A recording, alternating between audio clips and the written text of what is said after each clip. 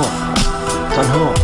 آمدیم به این راهی که مانو نبود آخرش مریخ یا اروپا بیگانا میسازن از خود ما به نام طالبا میزندن مقابل بیدرا خدا تو بگو چرا همیشه جنگ داریم ما افغانا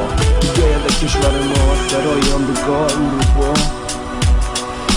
طفلای افغان این وطن باید ساخته شو همراه دستتان افغانستان میسازمت از دل و جان افغانستان میسازمت از دل و جان وقتی از همسایا ما خیری ندیدیم خیلی چی میکنیم در ملکی بیگانا جوانای ما در کشورهای کافرا میگردن از پشتی بیچادرا مادر و پدرها سر نماز دعا یا الله برسان مسافر ما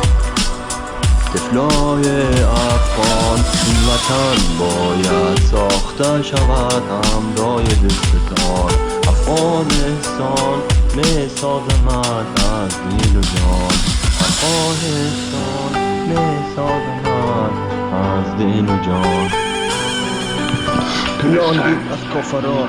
بودی دلارا بود از عربا بمبو انتحار بود از همسایا ای آمد رهبرای جهادی ما که شدن از کرای بیگانا نمیتونم آرام بشینم و گوش کنم به گپای اونا روز خواد آمد که شوا همون افغانستان شوا همانند هیروشیما و او روز خواد گفتن افغانستان آباد میسازن برای ما لای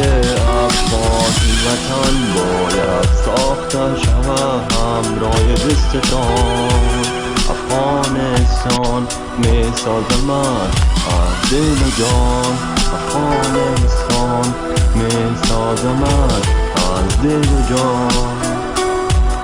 پیسا جمع شد از طرف وطن نورا روان شد برای ساختن شفاخانه لیکن به نام شفاخانه شد پیگاه امریکایی ها و چشم خود دیدم و گفتم برای شما و این ساختن اونا یا الله کی میشه جمع شویم ما افغانا برای ساختن وطن وطن ما پیدا کنیم کدوم را طفلای افغان این وطن باید ساخته شود همراه دستتان افغانستان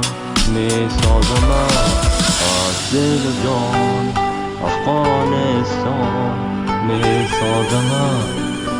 از دل و جان Make sure they're all dead. گفتم نگفته زیاد است که نگفتم برتن